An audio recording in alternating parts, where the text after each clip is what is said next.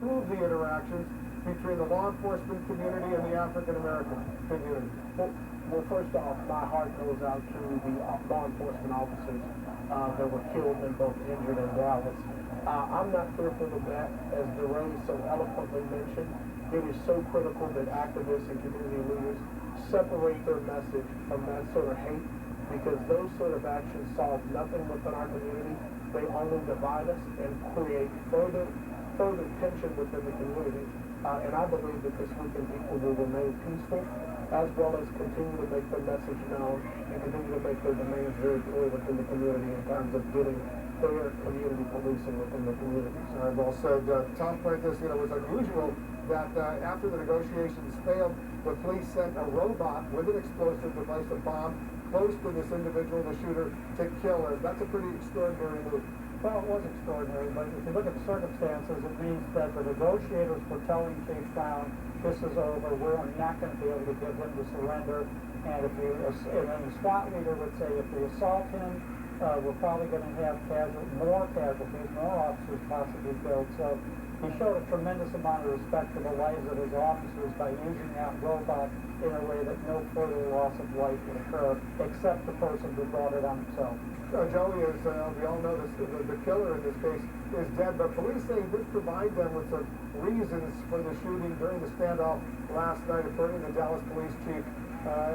Michael Johnson said he was upset about the recent police shootings, wanted to kill white police officers, white people in general. How do investigators dig deeper right now into the motive of this dead suspect?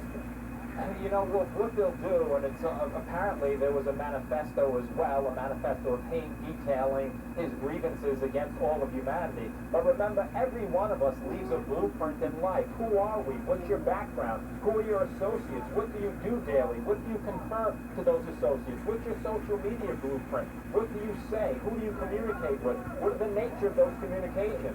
And so I think when they delve into that, they're going to get a sense of who he is, what he was about, and what his motivations were, even in the absence of himself, because he's dead. DeRay, do you see any hopeful change on the horizon? Yeah, so we know that change often comes slower than we want it to, but I think that there's real progress. I would love for Obama to do an executive order around the national use of force standard. We know that that could be a powerful lever to make sure that police are held accountable. And importantly, activists all across the country continue to press at the local level to change laws, policies, and practices. So I remain hopeful, and you see people in the streets because they believe and they know that the government can do better and be better than it is today. All right, and one final thought from you, John Gaskin. Are you hopeful?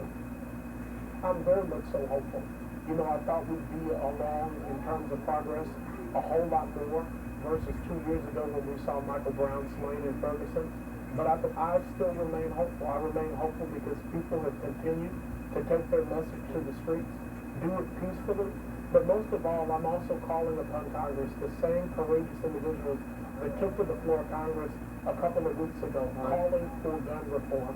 I'm asking for that same sort of tenacity and effort to be done when it comes to bringing about quality. Oh, we just lost you. We just ran out of time as well. I want to thank all of our guests. That's it for me. Aaron Burnett, our